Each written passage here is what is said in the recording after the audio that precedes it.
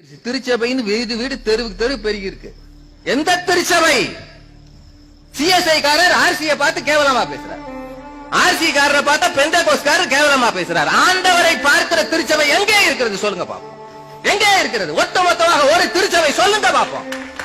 கட்சிகள் தான் இந்தியாவில் பெருகியது என்று பேசாதீர்கள். நாம் உடைந்தது மிக அதிகம், மிக அதிகம்.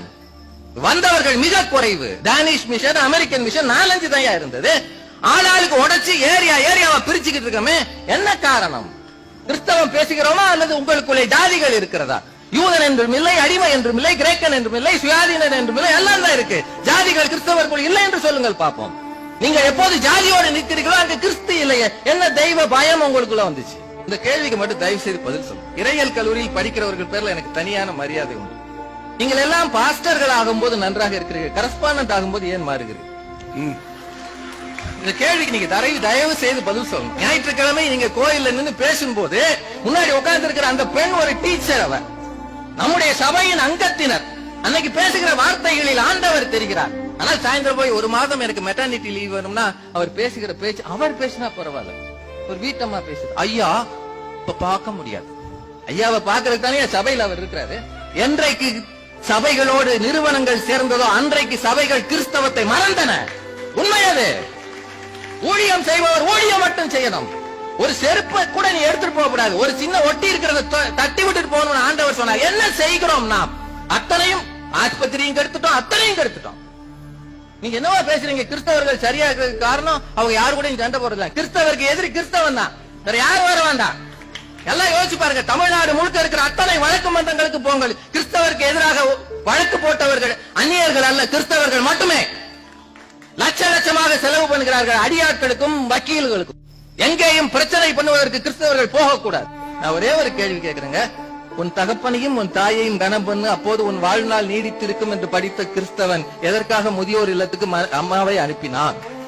உன் வாழ்நாள் நீடித்திருக்கணும்னா நீ உன் தகப்பனையும் தாயையும் கனம் பண்ண. 10 கற்பனையில ஒன்னியாது. 10 கட்டளைகள் மோசேக்கு ஆண்டவர் எழுதி கொடுத்தது. என்ன கிழிச்சு இருக்கிறோம் நாம? அன்னை தெரசா ஒரு உண்மை கிறிஸ்தவர், ஸ்டெயின்ஸ் மனைவி உண்மை கிறிஸ்தவர். அவர்கள் தான் இந்தியாவிலே கிறிஸ்தவர்களை அடையாளம் காட்டியவர்கள். அப்படி கிறிஸ்தவர்கள் எத்தனை பேர் காட்ட முடியும் சொல்லுங்க பாப்போம். அதனால் தான் இந்தியாவை சாதாரணமா நினைக்காதீங்க. மகாத்மா காந்திக்கு பிறகு அந்த பீரங்கி வண்டியை இந்தியா அன்னை தெரசாவுக்கு மட்டும் தான் கொடுத்தது, தெரியுமா? சாதாரண நாடு அல்லது. மகாத்மா காந்தியை ஏற்றி சென்ற அமரரான போது வந்த பீரங்கி வண்டி அன்னை தெரசாவுக்கு வழங்கப்பட்டது. காரணம் அவர் கிறிஸ்தவர் என்பதல்ல, அவர் ஒரு சரியான இந்தியர், மக்களை நேசிக்கிற ஒரு அருமையான கிறிஸ்தவர் என்பதால். தயவு செய்து புரிஞ்சுக்க. யோனாவுக்கு போக சொன்ன இடம் எது? நினிவே. போன இடம் எது?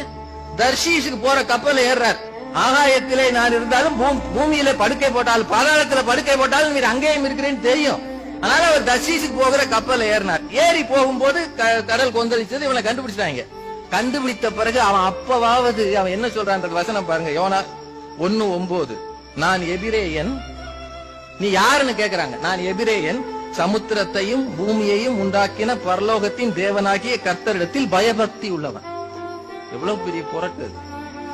எதுல இருக்கு? நீ போக சொன்ன ஊரை விட்டு கப்பல்ல இருக்கு. இப்படித்தான் பல கிறிஸ்தவர்கள் என்ன செய்தாலும் நான் தேவனிடத்தில் பயபக்தி உள்ளவன் என்று சொல்லிக் கொள்கிறார். ஒவ்வொருவருக்கும் உள்ளுக்குள்ளே இருப்பது மனசாட்சி. அதை கேட்டு பாருங்கள். நாம் கிறிஸ்தவர்களா, பெயர் கிறிஸ்தவர்களா, திருநாள் கிறிஸ்தவர்களா, உண்மையான கிறிஸ்துவை அறிவிப்பவர்களா என்று சொல்லி வாய்ப்புக்கு நன்றி கூறி நிறைவு செய்கிறேன். நன்றி.